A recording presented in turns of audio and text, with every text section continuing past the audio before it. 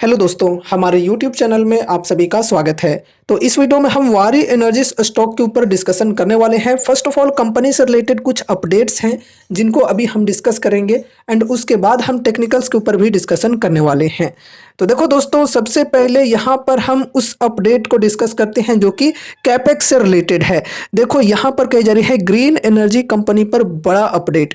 Board ने 850 करोड़ के 3 निवेश प्रस्तावों को मंजूरी दी। 850 करोड़ के कुछ 3 इन्वेस्टमेंट्स प्रस्तावों को अप्रूवल मिली है बोर्ड के द्वारा। थोड़ा विस्तार से हम लोग इस चीज को समझते हैं। तो देखो यहाँ पर आगे कही जा रही है ग्रीन एनर्जी सेक्टर की दिग्गज कंपनी वारी एनर्जीज लिमिटेड ने बड़ा अपडेट दिया है। वारी एनर्जीज ने कहा कि उसके बोर्ड ऑफ डायरेक्टर्स ने 850 करोड़ रुपए के 3 निवेश प्रस्तावों को मंजूरी दी है। इनके तहत इलेक्ट्रोलाइजर और स्टोरेज सेल मैन्युफैक्चरिंग प्लांट लगाए जाएंगे। ये जो इन्वेस्टमेंट, ये जो कैपेक्स हो रही है, ये किन चीज़ों के अंदर हो रही है, ये यहाँ पर समझो। देखो कही जा रही है इलेक्ट्रोलाइजर और स्टोरेज सेल मैन्युफैक्चरिंग प्लांट्स लगाए जाएंगे। ठीक है, आगे बढ़ते हैं।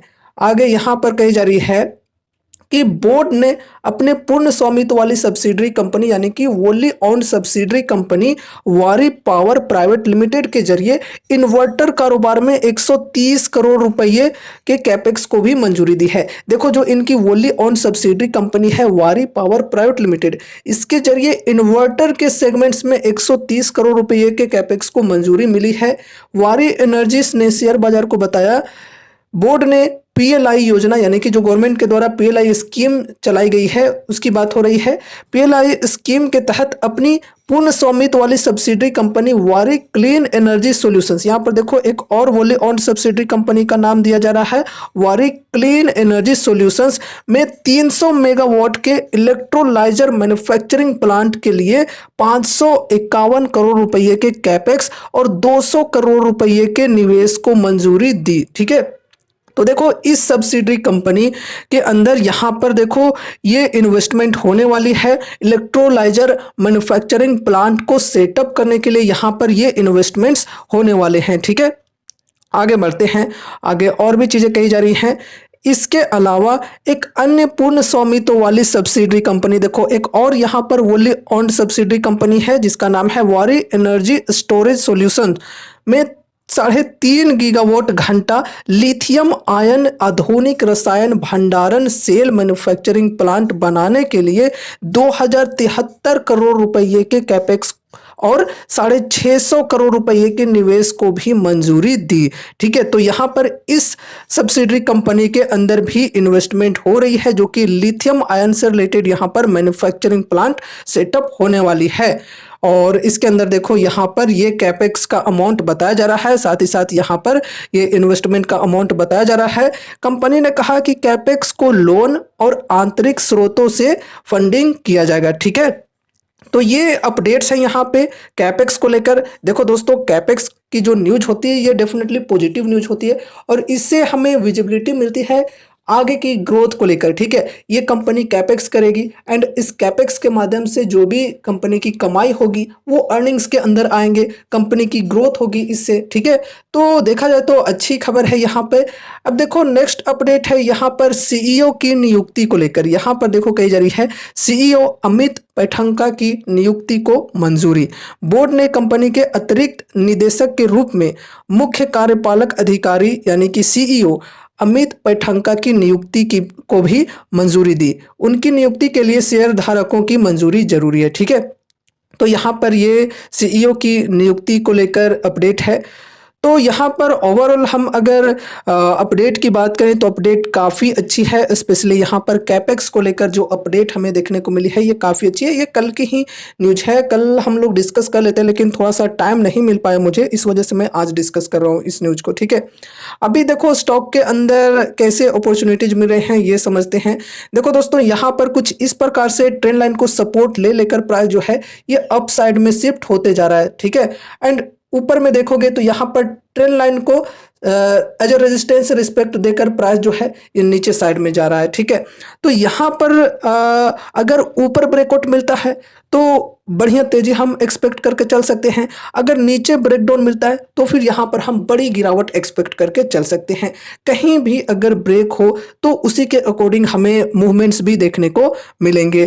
कल की बात करें तो कल देखो ट्रेंड लाइन को स्टॉक ने टच किया था। यहाँ पर लो तकरीबन 2830 की थी और यहाँ पर इस ट्रेंड लाइन को एज अ सपोर्ट रिस्पेक्ट मिला था। एंड फिर इस न्यूज़ के आने के बाद स्टॉक में हमें रिकवरी देखने को मिली थी और यहाँ पर डोजी कैंडल की फॉर्मेशन हुई। ठीक है, सपोर्ट के लेवल पर डोजी कैंडल बनी है। मे बी स्टॉक में हमें फिर से यहाँ पर रेजिस्टेंस के लेवल तक जाते हुए देखने को मिले प्राइस। ठीक है, ये चीज़ें हो सकती है। बाकी देखा जाए क्या होता है आगे। वैसे यहाँ पर देखा जाए तो एक रेजिस्टेंस की लेवल भी है 2970 की, इसी रेजिस्टेंस के पास है प्राइस फिलहाल। पहले यहाँ पर सपोर्ट ये बनी हुई थी लेकिन ये सपोर्ट टूटने के बाद अब देखो यहाँ से ऊपर साइड में प्राइस जा रहा है, तो एज अ रेजिस्टेंस ये लेवल वर्क करेगी।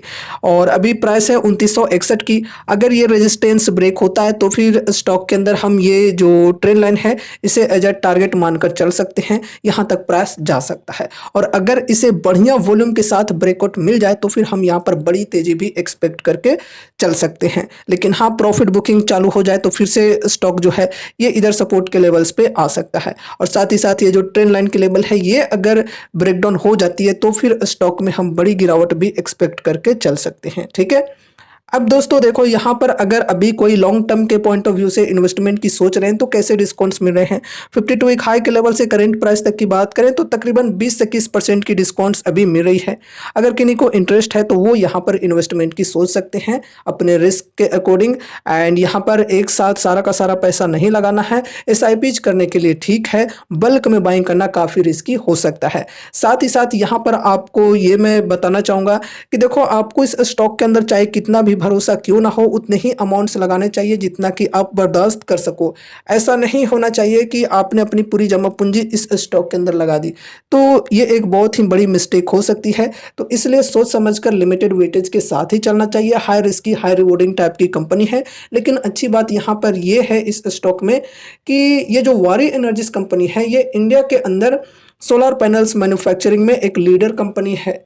इसकी मोनोपोली है इंडियन मार्केट में, तो एक अच्छी बात है। ठीक है, और भविष्य में भी आगे चलकर अगर कंपनी अच्छी तरीके से ग्रो करती है तो डेफिनेटली यहाँ पर इन्वेस्टर्स को भी अच्छे प्रकार से रिटर्न्स मिल सकते हैं। लेकिन साथ ही साथ दोस्तों अगर हम वारी ग्रुप के प्रमोटर की बात करें तो प्रमोटर के ऊपर काफ़ी आरोप वगैरह लगे हुए हैं, केसेस वगैरह चल रहे हैं। तो ये भी देखा जाए तो बेसिकली एक नेगेटिव पॉइंट होती है, एक रिस्क फैक्टर होती है, तो इन चीज़ों को भी इग्नोर बिल्कुल भी नहीं करना चाहिए। ठीक है, ऐसे स्टॉक्स में हमें किस प्रकार से इन्वेस्टमेंट करना चाहिए, अपने पोर्टफोलियो का एक बहुत बड़ा वेटेज नहीं देना चाहिए, बहुत बड़ा एलोकेशन नहीं देना चाहिए। मैक्सिमम यहाँ पर 4 से 5% का ही वेटेज होने चाहिए अपने टोटल पोर्टफोलियो का। ठीक है, इससे ज़्यादा वेटेज देना काफ़ी रिस्की हो सकता है। तो दोस्तों ये रही हमारी आज की वीडियो वारी एनर्जीज स्टॉक से रिलेटेड। एक बहुत ही ज़रूरी बात कि यहाँ पर हमने जो भी चीज़ों को डिस्कस किया है वो सिर्फ और सिर्फ एजुकेशनल पर्पज से किया है। तो इसलिए इस वीडियो को देखने के बाद अगर आपको कुछ भी इंटरेस्ट लगता है तो फिर आपको अपने तरफ से भी कुछ स्टडी एंड एनालिसिस करनी है। साथ ही साथ अगर आपके फाइनेंशियल एडवाइजर्स हैं तो उनसे एक बार कंसल्ट जरूर से करना है कोई भी डिसीजन लेने से पहले। तो उम्मीद है कि इस वीडियो के माध्यम से आपको कुछ यूजफुल इन्फॉर्मेशन मिलेंगे। तो वीडियो को लाइक करके चैनल को सब्सक्राइब कर देना और मिलते हैं अगले नए वीडियोस के साथ। तब तक के लिए बाय बाय।